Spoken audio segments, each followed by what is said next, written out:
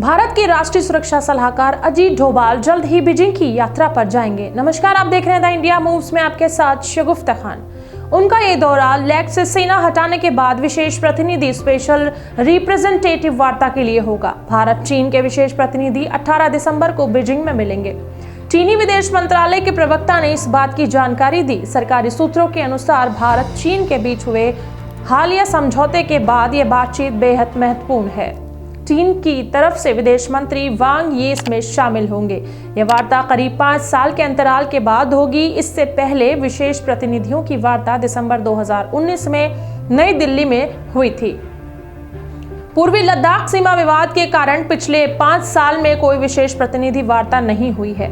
Beijing में 18 दिसंबर को वार्ता, इसमें मौजूद रहेंगे अजीत डोभाल। विशेष प्रतिनिधि वार्ता को फिर शुरू करने का निर्णय 23 अक्टूबर को रूस के कजान में प्रधानमंत्री नरेंद्र मोदी और चीन के राष्ट्रपति शी जिनपिंग के बीच हुई बैठक में लिया गया था। सूत्रों ने बताया कि एनएसए अजीत डोभाल 23वें दौरे की एसआर वार्ता में हिस्सा लेने के लिए 18 दिसंबर को बीजिंग में होंगे।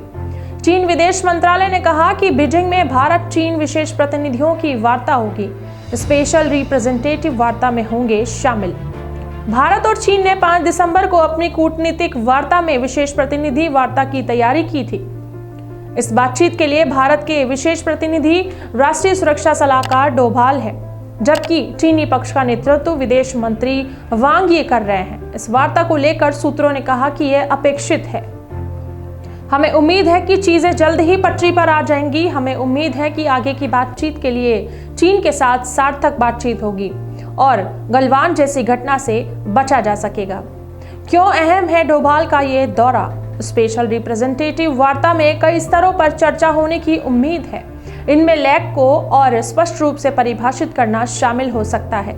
इसका अंतिम लक्ष्य स्थायी समाधान हासिल करना है। सूत्रों ने बताया कि इस बैठक में अगली कोर कमांडर स्तर की बैठक की समय सीमा भी तय की जाएगी। उन्होंने आगे कहा कि यह कमांडर स्तर की वार्ता मौजूद गश्त और बफर जोन के संचालन संबंधी मुद्दों पर केंद्रित होगी, ताकि आगे टकराव से बचा जा सके। दोनों देशों के बीच फिर शुरू हुआ वार्ता का दौर। 21 अक्टूबर को विदेश सचिव विक्रम मिस्री ने दिल्ली में कहा था कि यह समझौता पिछले कई हफ्तों से चल रही बातचीत के बाद हुआ है। इससे 2020 में उभरे मुद्दों का समाधान होगा। 4 साल में 31 दौर की कूटनीतिक बैठकें और 21 दौर की सैन्य वार्ता हुई। जुलाई में विदेश मंत्री एस जयशंकर और उनके चीनी समकक्ष वांग यी के बीच 2 अहम बैठकें हुई। इन बैठकों के बाद ही भारत और चीन लेग से सेना हटाने पर एक समझौते पर पहुंच गए।